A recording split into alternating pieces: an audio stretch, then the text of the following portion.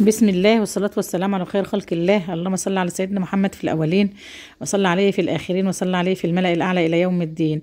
صباح الخير، صباح الفل، صباح التفاؤل، صباح الأمل، صباح الهنا، صباح الجمال على مصر أم الدنيا، ومن مصر أم الدنيا على كل العالم العربي.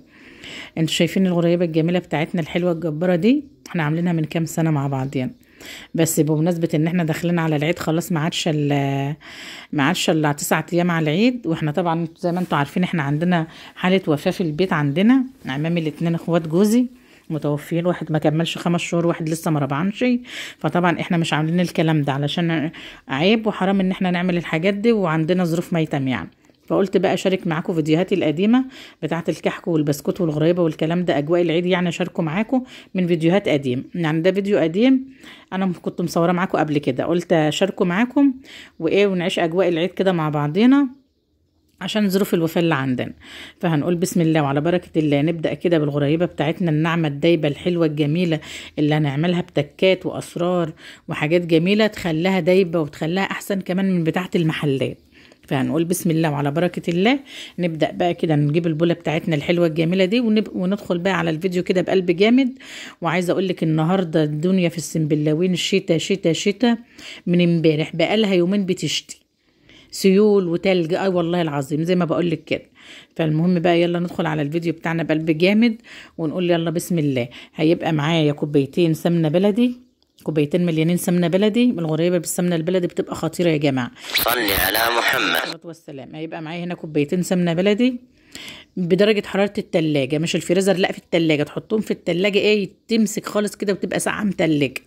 وهيبقى معايا كوبايه الا معلقتين سكر بودر، ويبقى معايا فانيليا. هنقول بسم الله الرحمن الرحيم ونبدا بقى نجيب السمنه بتاعتي، اخرجها كده من الكوبايه.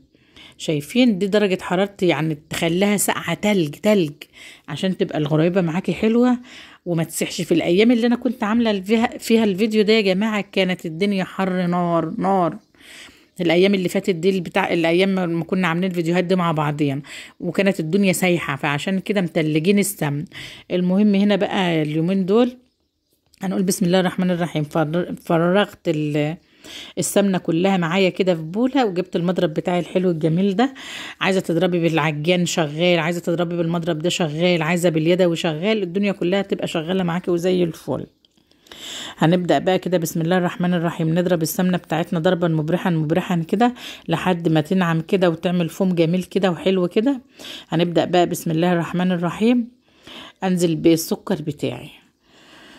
شايفين ضربتها كده ضرب حلو خالص، نعمت معايا كده وبقت جميلة. انزل بالسكر كله كده مرة واحدة ونضرب بقى الكلام الحلو ده لحد ما ينعم بقى كده ويبقى قوامه كريمي كده وحلو معايا. هنهبط بس السكر كده عشان ما يعفرش علينا بالمضرب، ونرجع نضرب بقى ضربا مبرحا حلو كده.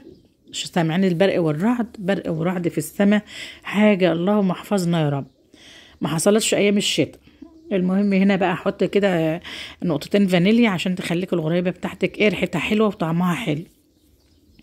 ونضرب الكلام بتاعنا الحلو اللي معايا ده تاني كده بالفانيليا. ده اللي في البوله بقى السمنه البلدي بتاعتنا الحلوه الجميله مع الكوبايه مع السكر البودر. ومعايا هنا نص كيلو دقيق، هحط عليه رشه ملح، ذره ملح كده قطمه بين صوابعك كده. ونحط بقى الدقيق بتاعنا الحلو ده، ومعانا بقى مكون سحري هيخليكوا الغريبه ناعمه وجميله زي اللي بنشتريها من بره واحسن كمان. 3 معالق لبن بودر هيخلوا لك الغريبه يوديها لك سكه تانية خالص بالصلاه على النبي. حطيت الملح وحطيت 3 معالق لبن بودر على الدقيق بتاعي طبعا اللي انا نخلاه. وهروح جايبه بقى ضايفه الدقيق بتاعي هنا على السمنه وعلى السكر اللي ضربناهم بالمضرب في البوله، والم بصوابعي كده لم مش عجن بقى، نلم الغريبه كده لم بصوابعنا لحد ما تتكون معايا عجينه حلوه كده ناعمه وجميله.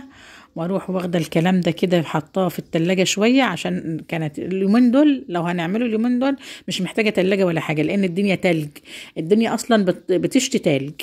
فاليومين اللي انا كنت عامله فيهم الفيديو ده كان نار، فكده عشان كده حطيتهم في انا بقولك على الحالتين. لو انت عاملاها في الصيف هتحطها في التلاجة تريحها شويه، لو انت عاملاها في الشتاء زي اليومين دول هنسيبها بس على الرخامه ترتاح شويه وخلاص وهنشتغلها على طول.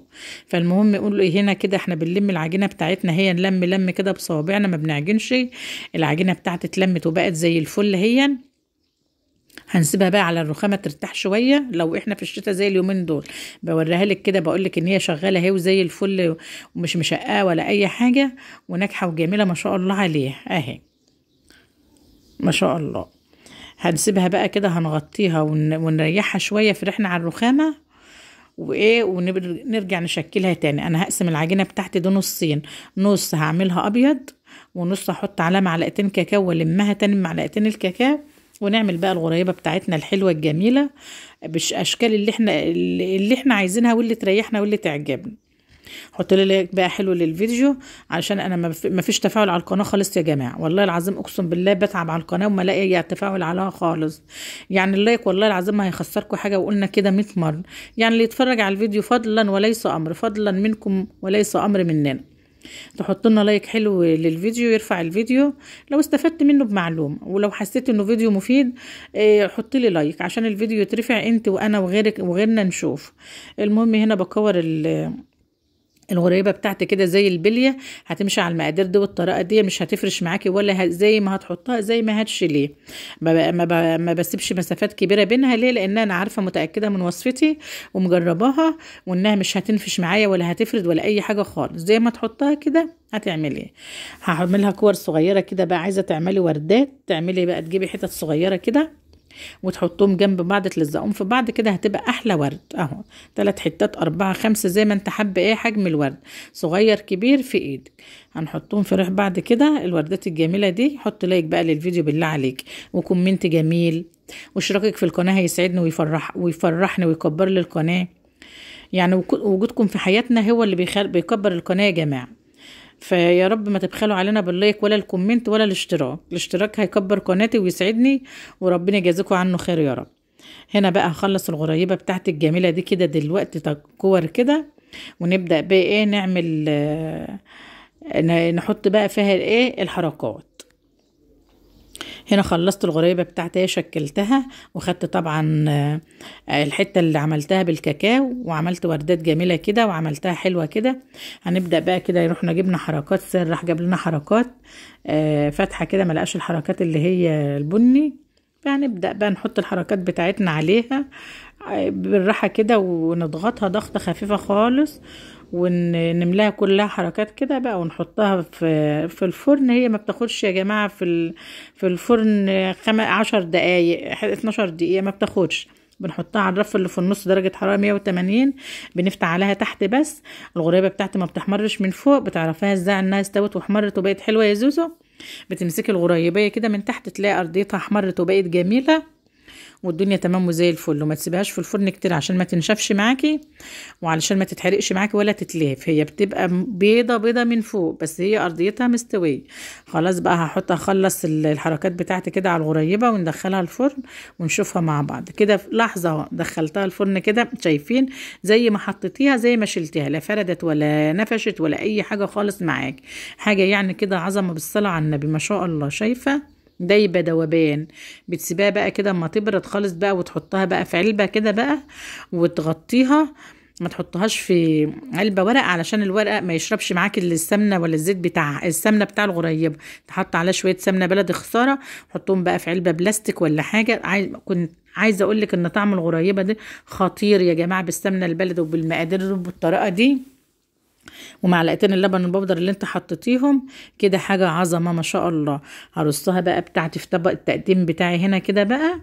وان شاء الله يا رب الفيديو بتاعي يعجبك، ولايك حلو وكومنت جميل وجوله في القناه هتعجبك جدا جدا، واشتراكك هيكبر لي القناه ويسعدني، ويا ربنا يجازيكي عنه خير. واحلى غريبه من ايد ام عبد الله بالصلاه على النبي، حاجه عظمه ما شاء الله.